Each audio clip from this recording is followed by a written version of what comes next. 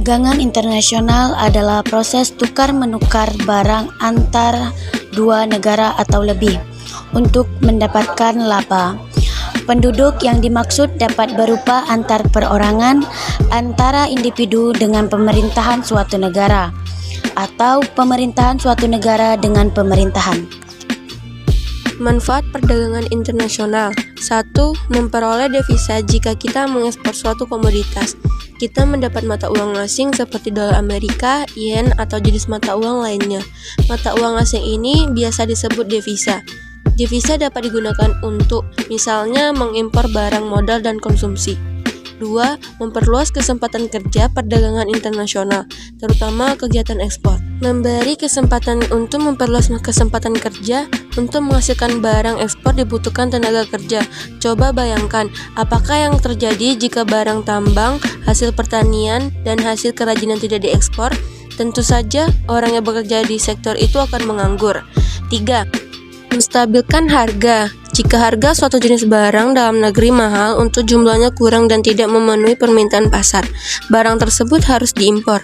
Dengan adanya impor, harga barang jenis tersebut akan stabil dan permintaan pun dapat terpenuhi. 4. Untuk menggunakan barang-barang yang diimpor dari luar negeri, dibutuhkan pengetahuan atau keterampilan tertentu. Oleh karena itu, pihak penjual perlu mengadakan bimbingan atau pelatihan untuk menggunakannya. Hal seperti itu akan mempercepat alih teknologi. Alih teknologi memungkinkan suatu negara untuk mempelajari teknik produksi yang lebih modern. Faktor penghambat. 1. Nilai tukar yang berbeda. 2. Kebijakan ekonomi internasional. 3. Terjadinya konflik pada suatu negara. 4. Kegiatan ekspor dan impor yang terlalu lama. 5. Kualitas sumber daya manusia yang rendah. 6. Organisasi ekonomi regional pada suatu negara. Faktor pendorong. 1. Perbedaan sumber daya alam. 2. Perkembangan ilmu pengetahuan dan teknologi. 3. Investasi asing. 4. Permintaan konsumen. 5. Kondisi ekonomi global. 6. Kebijakan pemerintah. 7. Infrastruktur dan transportasi. 8. Perjanjian perdagangan bebas. 9. Kerjasama politik. Kebijakan perdagangan internasional di bidang impor yaitu 1. Kebijakan kuota. Kebijakan kuota adalah perbatasan jumlah suatu barang yang bisa diimpor dalam suatu periode tertentu. Kebijakan kuota ini berfungsi untuk mencegah suatu barang malah jadi berlebih di dalam negeri akibat impor yang terlalu banyak. 2. Kebijakan tarif. Kebijakan tarif adalah penerapan tarif yang tinggi untuk impor barang tertentu. Kebijakan tarif ini diharapkan bisa membantu barang produksi dalam negeri meningkatkan daya saingnya di pasar agar konsumen tidak hanya membeli barang impor saja, tapi juga membeli barang produksi dalam negeri. 3. Kebijakan subsidi. Kebijakan subsidi adalah kebijakan mengenai pemberian subsidi dari pemerintah untuk barang produksi lokal yang bersaing dengan barang impor. Kebijakan ini bertujuan untuk menekan harga barang produksi lokal agar memiliki barang yang lebih terjangkau dibanding produk impor. 4. Kebijakan larangan impor.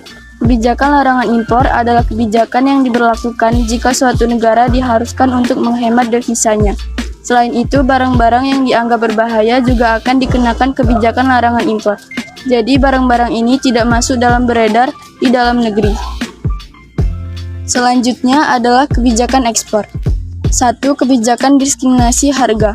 Kebijakan diskriminasi harga adalah penetapan harga barang yang berbeda untuk masing-masing negara. 2. Kebijakan premi. Kebijakan premi adalah salah satu kebijakan yang diambil pemerintah untuk memajukan ekspor, dengan memberikan premi kepada badan usaha atau industri yang melakukan ekspor. 3. Kebijakan dumping. Kebijakan dumping adalah penetapan harga barang yang diekspor lebih murah dibandingkan harga jual dalam negeri. 4. Kebijakan politik dagang bebas. Kebijakan politik dagang bebas adalah kondisi di mana pemerintah memberikan kebebasan dalam aktivitas ekspor maupun impor. Kebebasan dalam perdagangan ini akan membawa beberapa keuntungan, seperti mutu barang yang lebih tinggi dengan harga yang relatif lebih murah. 5. Kebijakan larangan ekspor. Kebijakan larangan ekspor adalah kebijakan suatu negara untuk melarang ekspor barang-barang tertentu ke luar negeri. Kebijakan ini dapat terjadi akibat adanya alasan dari berbagai bidang, antara lain ekonomi, politik, sosial, dan budaya.